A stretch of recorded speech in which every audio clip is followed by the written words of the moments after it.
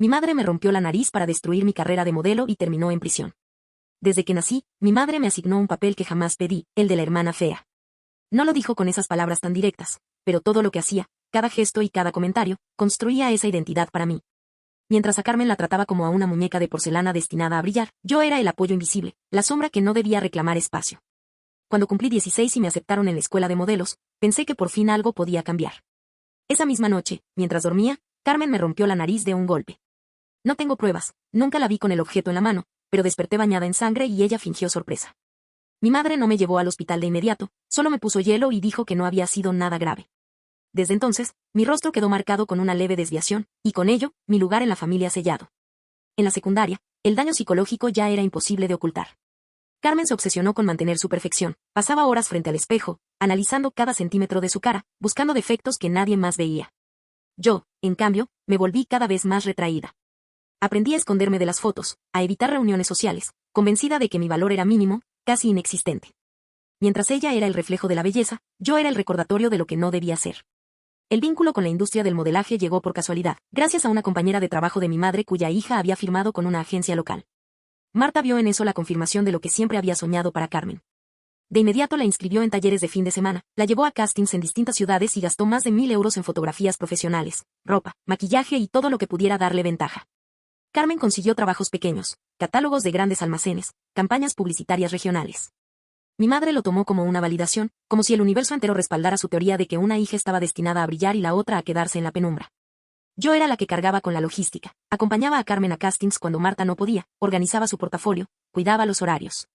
Mi vida giraba en torno a la suya, mientras mi madre repetía que intentar lo mismo sería ridículo, incluso peligroso, porque podía arruinar las oportunidades de mi hermana. No debía soñar, no debía competir, solo apoyar. El control de Marta se intensificó con los años. Se obsesionaba con el peso de Carmen, la obligaba a subirse a la báscula todas las mañanas, ajustaba su dieta según el próximo evento. Antes de cada salida importante, contrataba a maquilladores profesionales y hasta un entrenador personal para moldear su figura según los caprichos de directores de casting.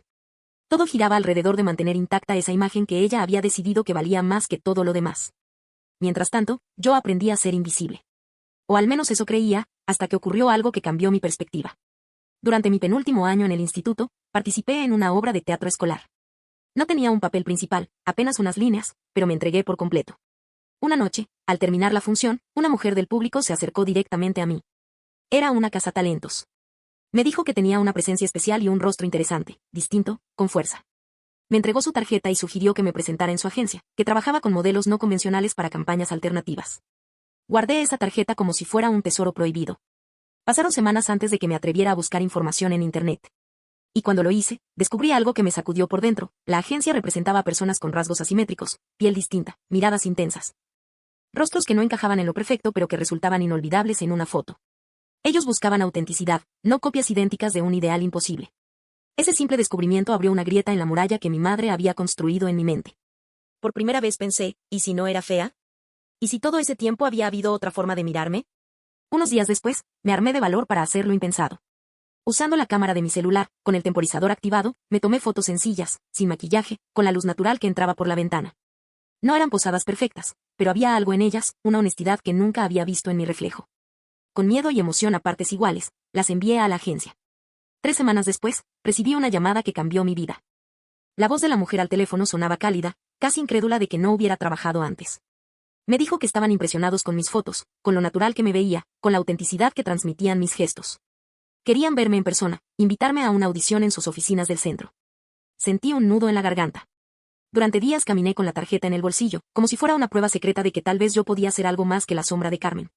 Pero sabía que no podía contarle a Marta. Si lo hacía, me prohibiría ir, o peor, encontraría la manera de arruinarlo. Así que mentí.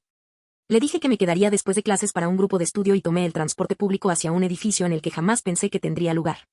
La audición no fue nada parecido a lo que escuchaba de las experiencias de Carmen. Nadie me pidió desfilar ni posar con rigidez. Los fotógrafos me hicieron preguntas sencillas, qué me gustaba hacer, qué me apasionaba, qué pensaba del futuro. Mientras hablaba, disparaban fotos espontáneas, capturando mis gestos, mis sonrisas nerviosas, mis silencios. Se interesaban en mí, en lo que llevaba dentro, no solo en mi piel o en la simetría de mi rostro. 2 días después, me volvieron a llamar. Esta vez era para ofrecerme un trabajo pagado, una campaña para una marca de cuidado de la piel que quería promover la belleza natural y la autoaceptación.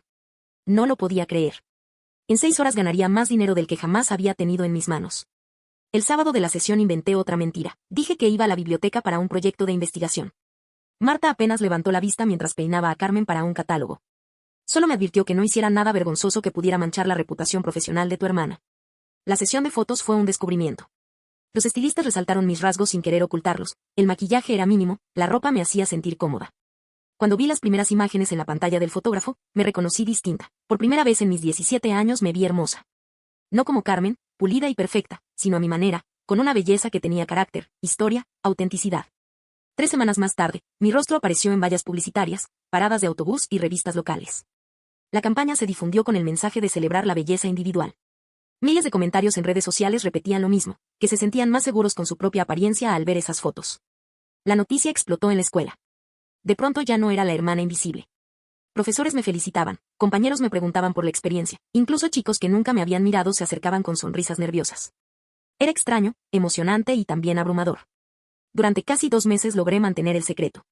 Aprovechaba los horarios de clases, los fines de semana en que Marta estaba demasiado ocupada con Carmen, y la agencia empezó a reservarme más trabajos.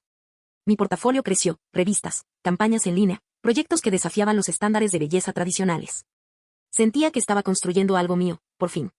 Hasta que, una mañana de sábado, todo se derrumbó. Marta manejaba con Carmen hacia un casting cuando vio, de golpe, mi rostro en una valla publicitaria enorme. Se detuvo de inmediato, me llamó al teléfono y su voz temblaba de furia. Me exigió saber cómo había terminado allí, cómo me había atrevido a hacer algo así sin su permiso. Intenté explicarle, hablarle de la cazatalentos, de las oportunidades, de lo diferente que era esa agencia. Pero cuanto más hablaba, más enfurecida se volvía. No escuchaba, no quería escuchar. Para ella, no había nada admirable en lo que estaba haciendo, era una traición. Esa noche nos sentó a Carmen y a mí en la sala. Dijo que lo llamaría a una reunión familiar sobre respeto y consecuencias. Me acusó de poner en riesgo la carrera de mi hermana, de confundir al mercado con una representación inferior de nuestra familia. Y anunció nuevas reglas, debía renunciar de inmediato a todos mis trabajos, cancelar reservas y concentrarme en ayudar a Carmen. Si no lo hacía, habría consecuencias serias. Por primera vez en mi vida, le dije que no. Decirle que no a Marta fue como encender una chispa en un campo de pólvora. Su rostro se tensó, me miró con un odio que jamás había visto, y supe que no se detendría. Y no me equivoqué. Al día siguiente, la agencia me llamó con tono preocupado. Marta se había comunicado con ellos fingiendo ser una madre angustiada. Les dijo que yo sufría dismorfia corporal, que estaba recibiendo tratamiento psiquiátrico, que tenía delirio sobre mi apariencia y que no era apta para trabajar en el modelaje. Incluso envió documentos médicos falsos. Sentí que el piso se abría bajo mis pies. Traté de explicarle a la agencia que nada de eso era cierto, que era una maniobra de control, pero el daño estaba hecho. Cancelaron 3 campañas y detuvieron cualquier reserva hasta aclarar la situación. Pasé semanas en pausa, viendo cómo mi carrera recién nacida se congelaba por completo. Supe entonces que sola no podría. Fui a buscar ayuda donde siempre había sentido un poco de apoyo, con la señora García, mi consejera escolar. Me escuchó en silencio, tomando notas, y al final me dijo algo que me estremeció. Lo que describía no era simplemente favoritismo, era abuso psicológico. Y debía denunciarlo. Esa misma tarde ella llamó a Servicios de Protección Infantil y también levantó un reporte en el distrito escolar. Además me puso en contacto con la abogada que cambiaría todo para mí, la doctora Fernanda Ríos. La primera vez que me reuní con ella, le mostré las pruebas de lo que había hecho Marta, las cancelaciones de contratos, los documentos falsos. Fernanda me explicó que mis padres no tenían derecho a destruir oportunidades legítimas de empleo con mentiras, y menos cuando involucraban falsificación médica. En cuestión de horas presentó una orden protectora de emergencia para impedir que Marta volviera a contactar a mi agencia o a cualquier posible empleador. La reacción de mi madre fue inmediata y aún más oscura. Ya no podía manipular a la agencia con llamadas, así que buscó otro camino, mi cuerpo. Programó una cita con un cirujano plástico, el doctor Martínez. Le dijo que yo sufría por asimetrías faciales y que necesitaba corrección para no hundirme en complejos. Pero el doctor, ético y atento, notó que algo no cuadraba. Yo no pedía nada, ni mostraba una necesidad médica real. Se negó a programar procedimientos. Marta no se rindió. Encontró a otro, el doctor López, menos escrupuloso. Allí fue cuando descubrí lo que planeaba de verdad, una rinoplastia para mejorar mis perspectivas y hacerme más parecida a Carmen. Yo me negué rotundamente. Salí del consultorio con un temblor en las manos, pero mi madre ya había decidido. Falsificó mi consentimiento, inventó problemas respiratorios y programó la cirugía. Me enteré 2 días antes, revisando el calendario familiar donde apuntaba los horarios de Carmen. Cuando vi la cita, sentí el golpe en el pecho. No estaba dispuesta a que me quitaran lo poco que había logrado con mi rostro auténtico. Llamé a la doctora Ríos de inmediato. Ella reaccionó con rapidez, presentó una orden judicial y frenó la operación. También exigió una investigación sobre los formularios falsificados. Esa noche Marta se enfureció como nunca. Me gritó que era una traidora, que le estaba dando la espalda a todo lo que había hecho por mí, que estaba destruyendo a la familia con mis delirios de grandeza. Me acosté con miedo, cerrando con llave la puerta de mi cuarto, pero aún así no fue suficiente. A las 3 de la madrugada me despertó un dolor insoportable. La nariz ardía, me sangraba la boca, y cuando me miré en el espejo vi mi rostro hinchado, deformado. Mi madre había usado algo pesado, después supe que un martillo, para romperme la nariz mientras dormía. Ese fue el punto sin retorno. El dolor era insoportable, pero lo peor fue la certeza inmediata de lo que había ocurrido.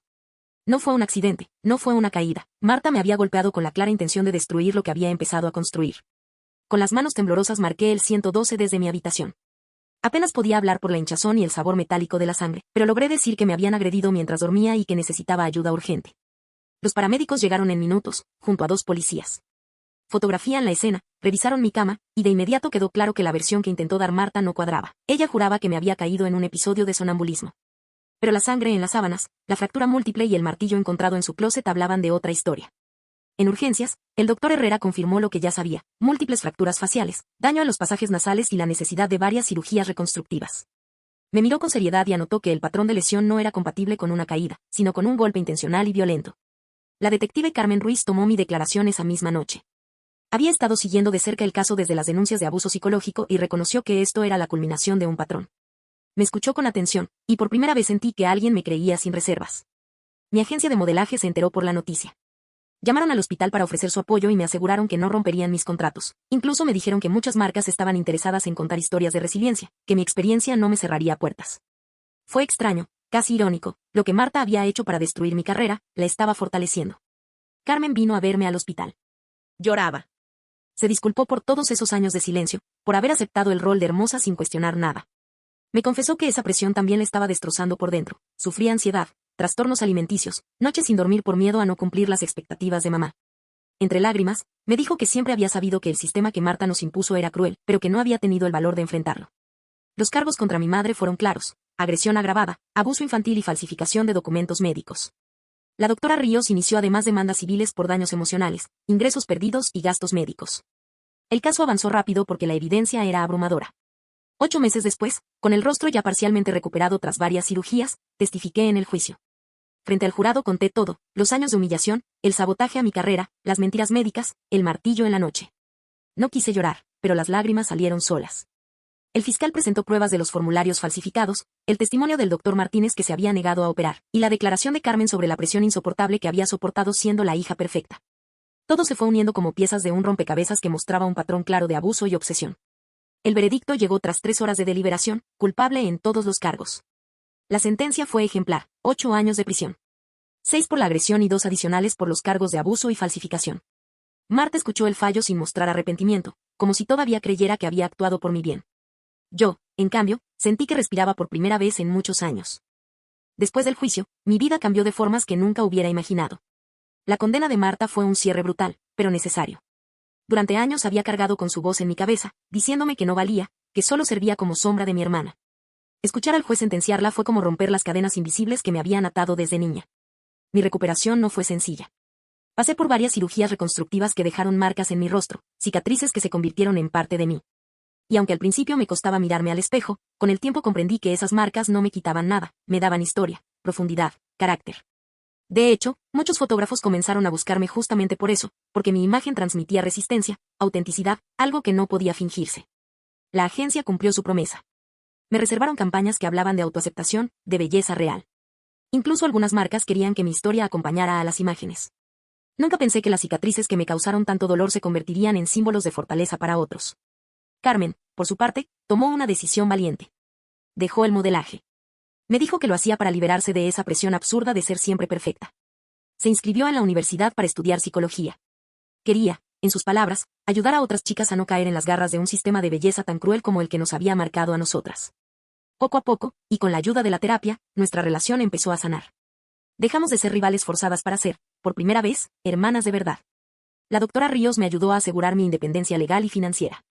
Abrimos cuentas a mi nombre, fondos de ahorro, planificación a futuro.